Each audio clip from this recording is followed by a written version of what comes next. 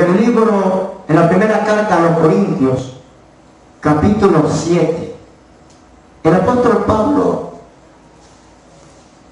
se da, voy a hablar en palabras, se da el lujo de explicarle a la iglesia sobre esta situación. Y no fue que a él le nació escribirle, sino fue que a los discípulos le escribieron al apóstol para que el apóstol les aconsejara sobre un tema como este. Y él dice, en cuanto a las cosas que me escribieron sobre el tocar mujer, y comienza en ese capítulo 7 a dar sus consejos, comienza a hacer referencia sobre el cuerpo, comienza a hacer énfasis en lo que representa el deseo de la carne, en que deben de guardarse, en no negar su cuerpo, y da una serie de consejos. Pero lo impresionante que va al caso de la pregunta es que el apóstol Pablo se dedica a clasificar el consejo para cada uno.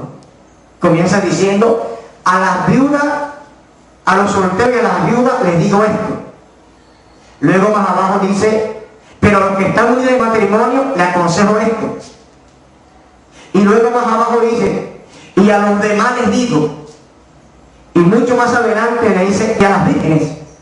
Entonces, si le habla a las viudas y a los solteros, si le habla a los que están unidos en matrimonio, les habla a las viudas, a las vírgenes, y aparece por acá y dice, y a los demás, se sobreentiende que a los demás son a los que están unidos, pero no están bajo ningún estatus social, ni casados, sino que están unidos en pareja.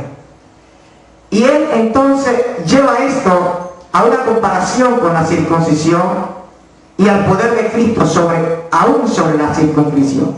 La circuncisión. Y él dice que para Cristo, en cuanto a esto, no vale ni la circuncisión ni la incircuncisión vale algo. Dice, en el estado que fue llamado en ese quedate, mas si puede hacerte libre, hazte libre. Pero quiero explicar esto de otra manera más clara, porque es un poquito algo que puede crear confusión. Vamos a enfocarlo desde este punto de vista. Si una persona llega al Evangelio viviendo en concubinato con su pareja, la Iglesia Cristiana Apostólica Romana de Justicia reconoce ese concubinato, reconoce a esa pareja como concubinato. Si es el esposo, el marido que llega a los pies de Cristo, la Iglesia le reconoce como mujer, como esposa, como pareja a la que está viviendo con él en ese momento. Si es la mujer, se le reconoce al esposo, al marido que tiene en ese momento viviendo con ella en concubinato. Eso es válido para la persona, para la salva. Ahora, ¿cuál es el conflicto? De que si después de bautizado, después de aceptar a Cristo, bautizado esta persona que llegó bien en concubinato, decide separarse de su pareja por X circunstancias y desea volverse a juntar con otra persona, él tiene que, naturalmente y efectivamente, tiene que consumar su matrimonio, porque él se le está reconociendo la pareja que trajo en el estado divino. Pero si deciden separarse para él unirse a otra persona, tiene que consumar el matrimonio, si no estaría infringiendo en el adulterio y en la fornicación. Esos son los puntos de vista en los cuales debemos de enfocar las cosas.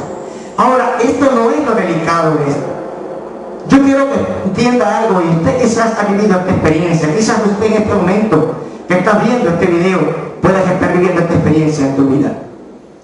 Muchas veces estas doctrinas le han desgraciado la vida a muchas personas, le han desgraciado la vida a muchos creyentes, obligando jovencitas a casarse con ancianos, con viejos en la iglesia. Han obligado a jóvenes, a mujeres a casarse obligatoriamente con delincuentes, con asesinos, con borrachos, con drogadictos, con alcohólicos. Los obligan a casarse porque para poder bautizarlos. Y las hermanitas se ven en la necesidad de casarse con un delincuente de esto, obligada por el bautismo. para luego vivir la desgracia más grande de su vida. Y eso es algo que ha traído mucho dolor y ha traído mucha tristeza en muchos creyentes. Hay creyentes que se casan mal casados. ¿Por qué? Porque la necesidad de bautizarse por la doctrina que tiene la iglesia donde se congregan, entonces se casan mal casados, se casan con hermanas que no convienen o hermanos que no convienen. Es un matrimonio consumados sin ninguna dirección de Dios, y eso acarrea una gran condenación, porque no hay nada más terrible que vivir con Cristo en el corazón y con el diablo en la casa. Eso es triste. Guárdese de esa mentira del diablo, guárdese de esa doctrina que no es sino dogma, tradición y cultura. El único requisito para bautizarse es haber creído en la sangre redentora del Cristo glorificado. Bueno, muchísimas gracias. Pastor, sí, una pregunta ya para cerrar este importante tema. ¿Por qué en algunas iglesias se bautizan los niños y en otras iglesias no se realiza tal acción? Nosotros, como la gran mayoría de las iglesias nacidas del protestantismo, nosotros mantenemos el bautismo ya del adulto, del adolescente, de la persona ya con conciencia, porque el bautismo es una señal de cambio de fe, de un convertimiento de los ídolos a Dios, de una declaración que hemos creído en Jesús. Pero esto no me da a mí pie para que yo condene alguna otra forma de doctrina. Me refiero a la doctrina del bautismo de los niños, porque en el carcelero de Filipo fueron bautizados toda la familia. Podemos entender que pudieron haber allí niños pequeños y fueron bautizados, porque dice que él fue bautizado con él y los suyos. Pudo haber habido un niño pequeño allí. Segundo, el bautismo también hecho muchas veces por aspersión, no podemos tampoco condenarlo, porque en el carcelero de Filipo esa noche los bautizaron a todos.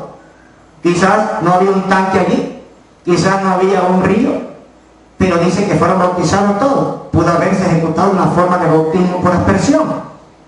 De igual manera, yo no pongo en duda de que puedan haber niños allí. Si era su cultura, pudieron haberlo hecho. Si era su tradición, pudieron haberlo hecho. Pero en cuanto a la doctrina de los apóstoles, el bautismo de los niños, para nosotros es prácticamente más claro que la persona debe de tener una conciencia de lo que está haciendo. Ahora, si alguna iglesia hermana dentro del medio protestante bautiza a sus infantes, ya eso queda responsabilidad de cada uno de ellos. Nosotros no seremos jueces, pero la palabra del Señor es clara, es viva y es eficaz. El bautismo dice que Abraham no recibió el pacto de la circuncisión,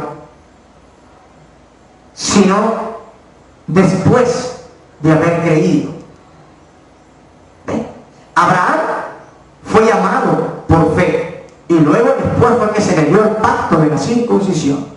Nosotros somos llamados por fe y luego entonces confirmamos nuestra fe con el bautismo.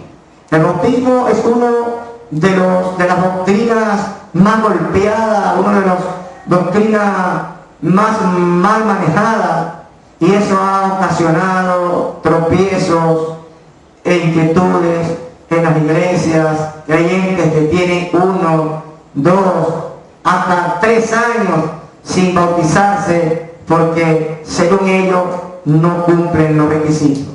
Mi pregunta es, ¿sería que los amados hermanos apóstoles se equivocaron con aquel hombre que quiso comprar el Espíritu Santo? Aquel hombre que había creído, fue bautizado y luego quiso comprar el Espíritu Santo con su dinero. y que los apóstoles dijeron: arrepiéntete después de tu maldad. Quiere decir que los apóstoles entonces bautizaron a los hombres en su maldad. El bautismo solamente tiene un solo requisito: la fe en Jesucristo. Y si usted le dice a una persona: Cristo te limpió, entonces ¿dónde está el impedimento para dejar de bautizar? Dejan mucho en el amor absoluto del Señor, quedan pendientes ciertos estudios, ciertas entrevistas como esta. Estaremos abordando en otra oportunidad temas como el velo, temas como la administración de la mujer en la iglesia, sin dogmas, sin tradiciones, sin cultura. Y el consejo para nuestros hermanos que nos están viendo: la Biblia dice que cuando una iglesia deja de someterse a los mandamientos del Señor, deja de ser profética y apostólica. Eso está en 1 Corintios capítulo 14, donde el apóstol Pablo habla de los mandamientos dados a la iglesia. Y el que los quiere ignorar, que los ignore. Nuestra iglesia no ignora los mandamientos del Señor, porque creemos que somos una iglesia apostólica, espiritual y profética. Que el Señor les continúe bendiciendo grandemente y reciban la triple bendición en el nombre del Padre, del Hijo y del Espíritu Santo. Y un saludo poderoso en el glorioso y santo nombre de nuestro Señor y Salvador Jesucristo.